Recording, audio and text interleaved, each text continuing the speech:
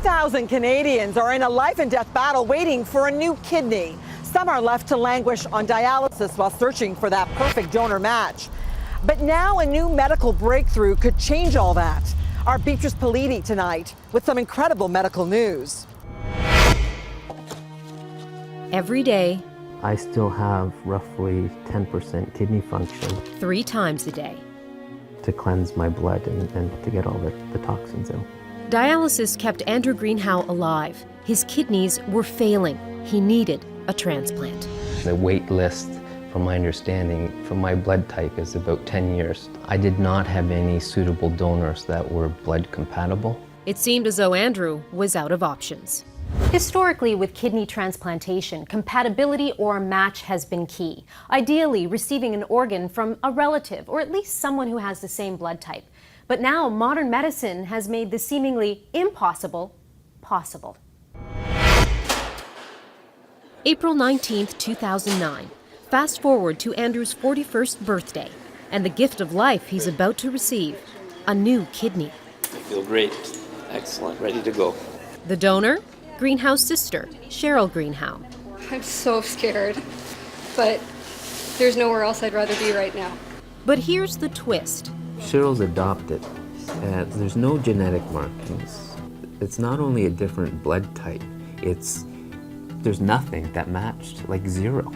It's called an incompatible kidney transplant. Only 5 have been performed so far in Canada. Transplant nephrologist Dr. Carl Cardella. If I'm the recipient and I have blood group O, I have antibodies or proteins against people who have blood group A or blood group B.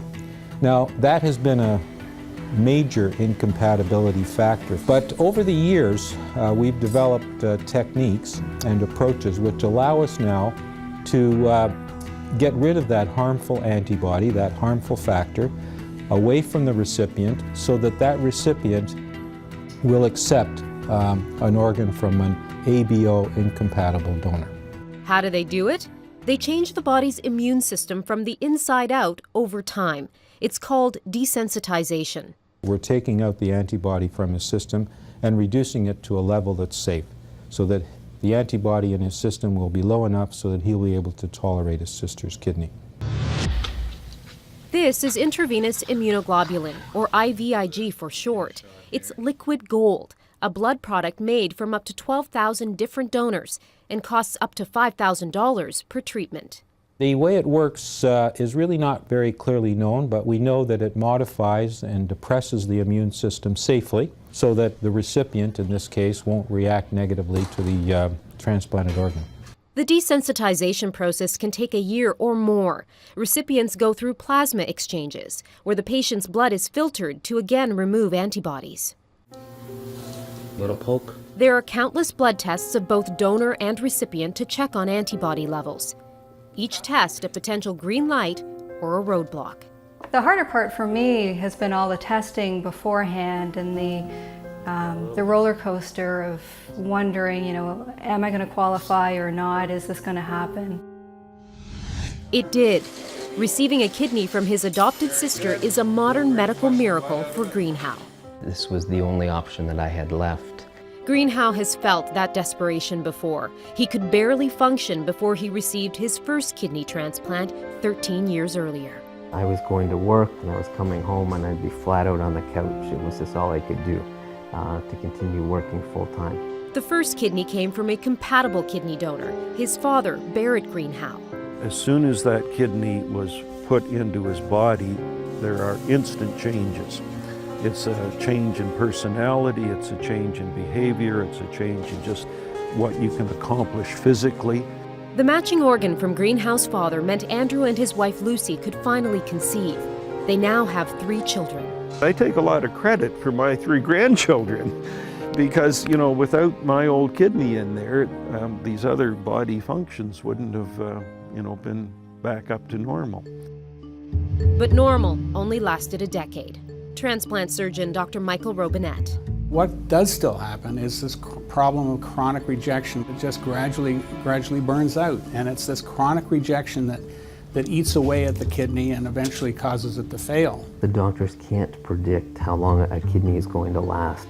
Again, it's not a cure, it's an option. Remember, I keep telling you, the weight of a cup of coffee. Put 2 of them back. There. Greenhow calls his incompatible kidney transplant a new lease on life. It could last him up to 20 years. Now his biggest struggle is holding back. My wife's like, holy cow, slow down, like just relax a little bit. And I'm trying to make up for lost time here. Sister Cheryl loves to poke a little fun at Andrew about payback. What Cheryl always joked about, you have to keep her in beer for the rest of her life. That's all I need. Yeah. But it has also fulfilled something Cheryl has long craved.